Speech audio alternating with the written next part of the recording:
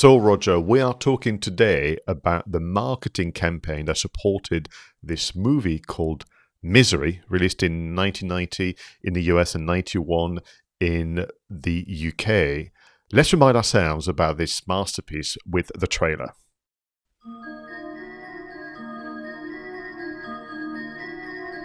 You almost died. You have a compound fracture of the tibia in both legs, and the fibula in the right leg is fractured too. And as soon as the road's open, I'll take you to a hospital. In the meantime, you've got a lot of recovering to do. There is nothing to worry about. You're gonna be just fine. I'm your #1 fan. My name is Annie Wilkes. I think one of my clients, Paul Sheldon, might be in some kind of trouble. You mean Paul Sheldon, the writer? Well, everybody sure likes those misery books. They had it at the store, Paul. They said he checked out last Tuesday. Isn't that a little strange? I guess it was kind of a miracle you finding me. In a way, I was following you. You were following me. Oh, Paul, I've read everything of yours, but the misery novels. You must be a good man. You could never have created such a wondrous, loving creature as Misery Chastain. Very kind. The presumption must now be that Paul Sheldon is dead. You dirty bird. How could you? Misery Chastain cannot be dead. Misery Spirit is still alive. I don't want her, Smith! I want her! And you murdered her! You don't think he's dead, do you? And don't even think about anybody coming for you, because I never called them. Nobody knows you're here. And you better hope nothing happens to me. Because if I die, you die.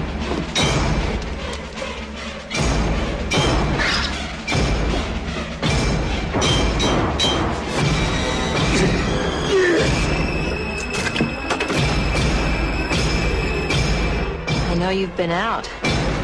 Is this what you're looking for? Eventually, you'll come to accept the idea of being here. Annie, whatever you're thinking about doing, please don't do it. Annie, for God's... Shh, darling. Trust me. God's sake. It's for the best. God, I love you.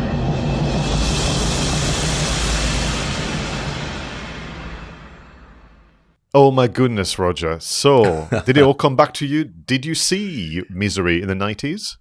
Yes, we went to the cinema to see this film, absolutely. And it was one of those edge-of-the-seat, pin-drop type films, wasn't it? I mean, again, we don't want to give the plot away for those of you who've not seen it, but this is definitely a tense film. The suspense that the director builds up in this film as this character tries to maneuver himself around the house that he's been imprisoned in, and whilst his captor's out shopping, believe it or not, and he sort of tries to get out of his room and wander around the house before she gets back. I mean, the tension was absolutely palpable, edge of the seat stuff.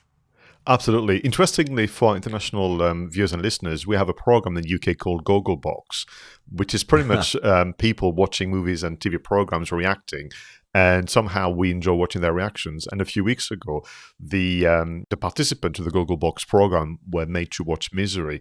And oddly, many of them had not seen it, so they were watching it for the first time. And yes, they jumped out all the right places, should I say, they screamed and they cheered on this poor character played by James Caan, who is a prisoner inside this house, being nursed, we think, by the character played by Kathy Bates.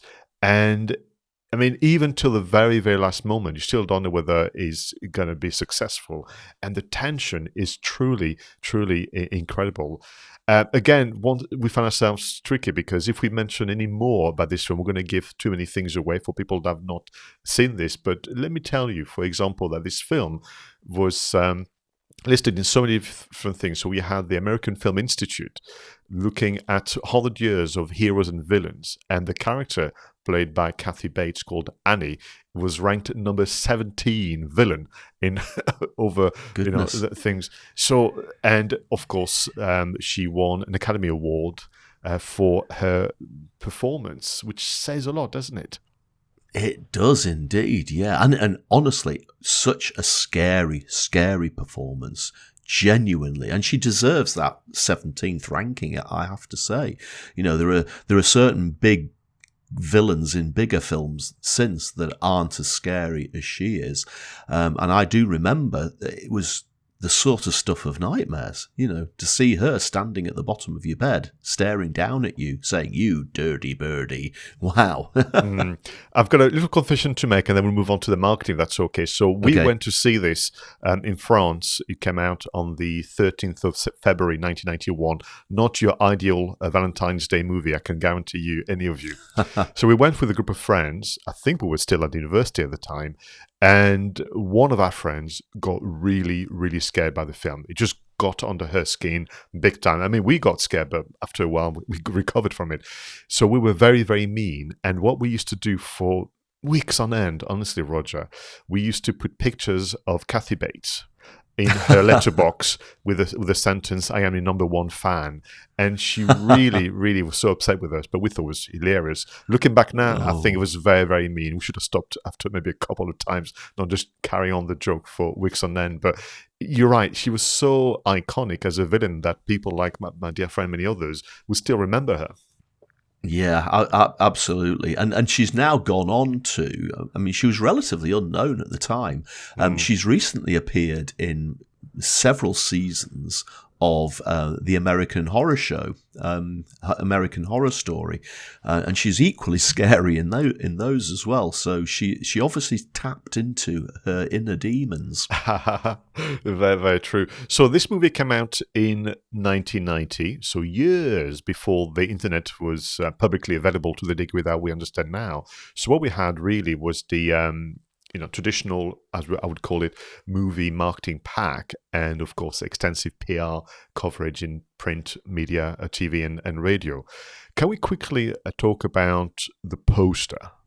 Just pretty much say that's all we had in 1990, 1991, this poster being featured outside of our favorite movie theaters. Yeah, and it's an incredible poster for many reasons. There's not much to it, is there, Pascal? There's a very small house that looks like it's in the middle of the mountains, in the middle of a snow blizzard. But that single image really does sum up how claustrophobic the entire film is and how tense the entire film is. And let's face it, the majority of the film happens in one room of that house. And yes, the character does get out of the room occasionally and there's a few external scenes, but the majority of the film takes place in that one room. And the poster, to me, sums up that claustrophobic nature. Yeah, absolutely. It's making a wonderful use, you would expect it, of the rule of thirds as well, whereby the top third, which we'll come on to in a moment, is almost, this is the way to get out, but you are trapped by the mountains, you are trapped inside the house. There's a window with the light coming through, and we can't tell whether it's James Caan character or Kathy Bates. I was reflecting actually on this yesterday. It has some inkling of the 10 Cloverfield Lane poster that you and I reviewed some time ago, and I like to think that this maybe was inspiration. And then the title, Misery, it only occurred to me much, much later after watching the film that this is in fact a kind of smudge version of a typewriter lettering of Misery, and then we have the characters, the actors James Caan and Kathy Bates, but really prominent at the top of the poster would be the name of the director, the name of the novelist, and the name of the screenwriter, really popping through the top third of the poster. Yeah, and the reason for that, I believe, after doing some research, is that at the time, the movie makers and the marketing people didn't think that James Caan and Kathy Bates were well enough known to actually carry the film. Now, James Caan had been around quite a bit in his young years. I think he appeared in The Godfather originally, a character called Sonny, who met a pretty scary ending, if I remember correctly. But he'd sort of, I think he had all sorts of personal problems. He turned down a load of film offers for some fairly high profile films that went on to be very, very successful, and he probably regretted turning down, to be perfectly honest. But by the time Misery came along, James Caan was almost a has-been. Nobody knew who he was, and Kathy Bates was more of a theatre star rather than a film star. So again, nobody knew who she was. But director Rob Reiner, who, funnily enough, we talked about in the last episode as the director of The Princess Bride, and he went on to direct some even bigger films in later years, was very well known. Stephen King, probably at the time this came out, was in his absolute prime, churning out book after book after book, year after year after year. So one of the most famous novelists in the entire world. And, of course, screenwriter William Goldman, very well known as well. And I think that the marketers thought, we actually need to carry the movie on the strength of the director, the novelist, and the screenwriter, as opposed to the actual actors themselves. And I think that's really quite interesting. I think it's also refreshing and makes a lot of sense to me in the context of marketing a product. Put forward the creators, the inventors, not just the performers. A bit, and I mean this only because I'm trying to find an analogy, and that might not work. But putting forward, your sales team for a product that was designed by somebody else, and you need to have at least everybody put forward. James Caan in France was known for Godfather, maybe Thief as well. But we had in France we have a lot of film festivals, sci-fi film festival. So do you remember Alien Nation? He was in Alien Nation. Yes. That was a good film. So we knew him. Nobody knew Kathy Bates, I would argue, in France, bar those who were familiar with her work and TV series and theatre. But we knew Rob Reiner. People had seen The Princess Bride, Stand By Me. I can't recall whether When Harry Met Sally had been just before, but there was a few things here.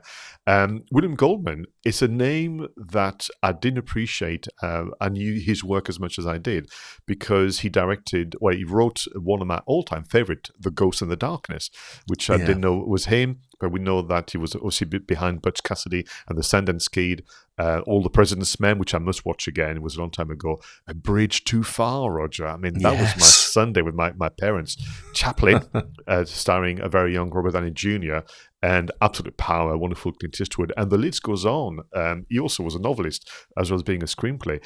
So I love this idea that in the 90s, the creators were put forward almost equally to the performers. That's just brilliant. No, and I think it's absolutely right and absolutely well deserved. And although it's very hard for me to actually think of another film since where the focus has been as much on the creators as it is on the actual actors themselves. Yeah, you've got some exceptions, but so as part of the marketing pack, so we have the poster, which we could all admire.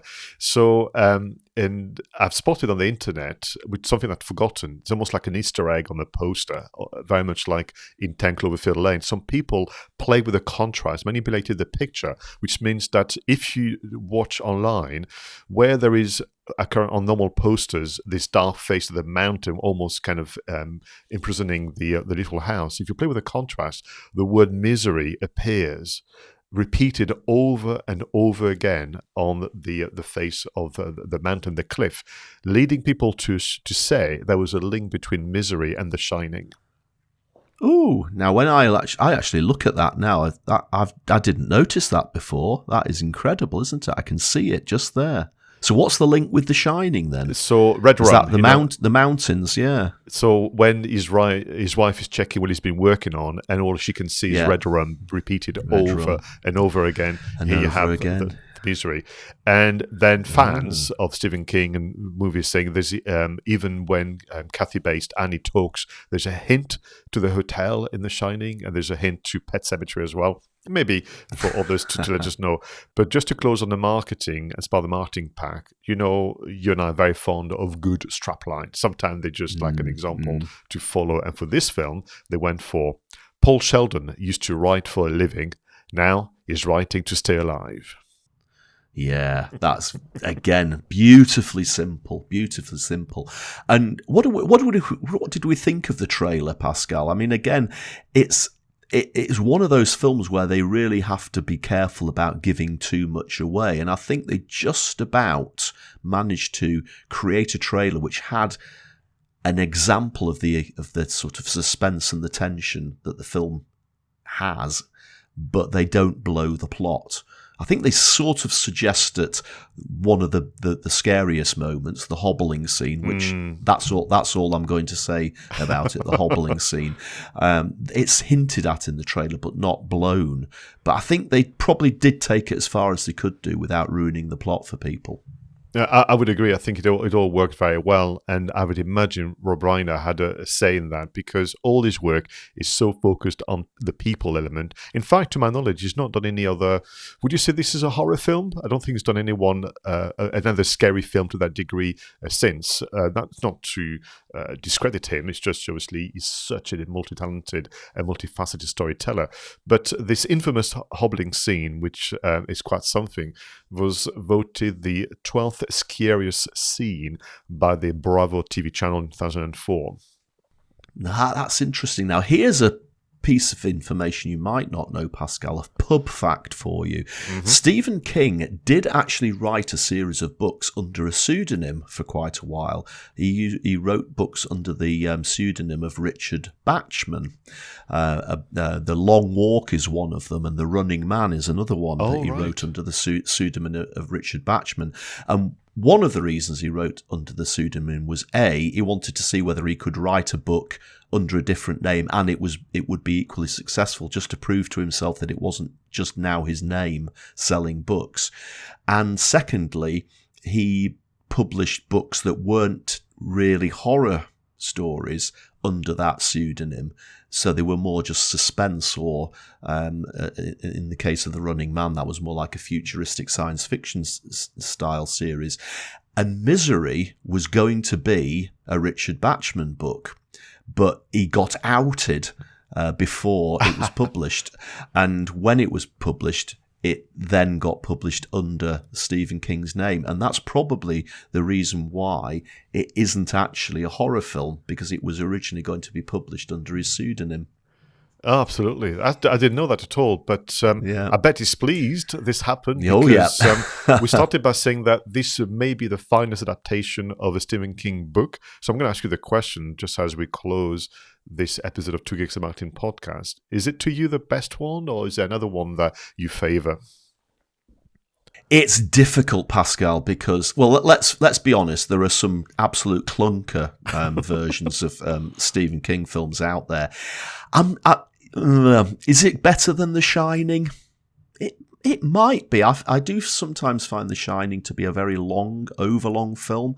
I might put The Shawshank Redemption slightly above this film, but that really isn't a horror film. I think for a suspense movie, undoubtedly, this is the best Stephen King adaptation, I would probably say.